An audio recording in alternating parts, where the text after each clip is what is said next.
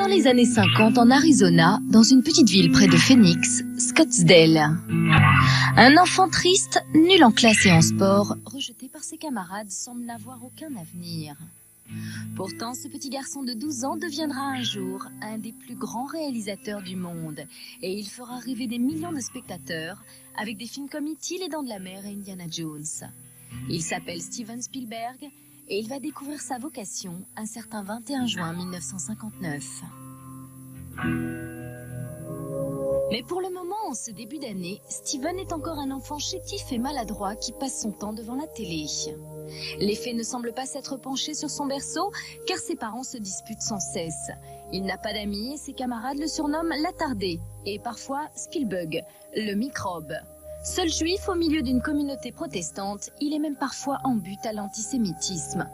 Côté physique, avec sa bouche en V et sa maigreur, on dit de lui qu'il ressemble à un oiseau. Mais attention, le vilain petit canard Spielberg va bientôt se révéler aux autres et à lui-même, grâce à un simple objet qui va changer sa vie pour toujours. Un cadeau qui va tomber du ciel un certain 21 juin 59.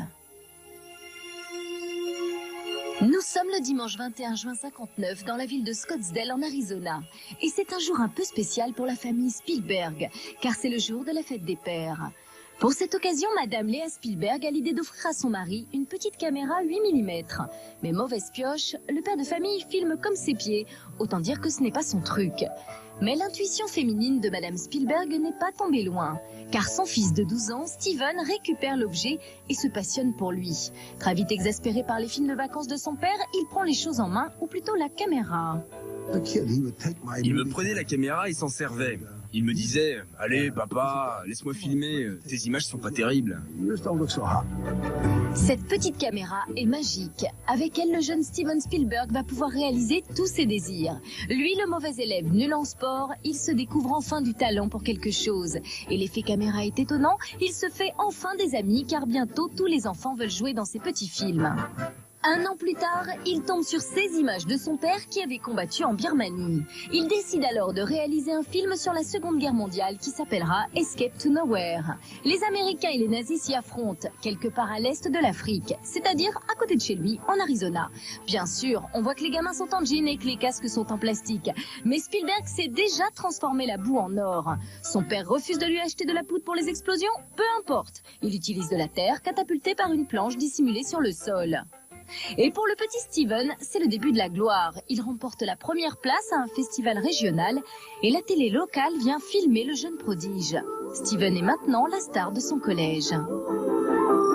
40 ans plus tard, il est devenu un grand réalisateur. Et lorsqu'il décide de réaliser un film sur la Seconde Guerre mondiale, Il faut sauver le soldat Ryan, il a cette fois-ci une armée, une flotte, des avions et des tanks. Comme pour Escape to Nowhere, son premier moyen-métrage, il utilise de la terre, mais cette fois-ci dans un faux village français entièrement reconstitué avec pont et fausses rivières. Bon, a priori, ce film à gros budget n'a pas grand-chose à voir avec son film de jeunesse. Et pourtant, c'est peut-être un de ceux qui nous... Il s'adresse à l'enfant qui est en nous. Il réussit à émouvoir les spectateurs de tout âge et de tous les pays parce qu'ils ont tous été un jour des enfants.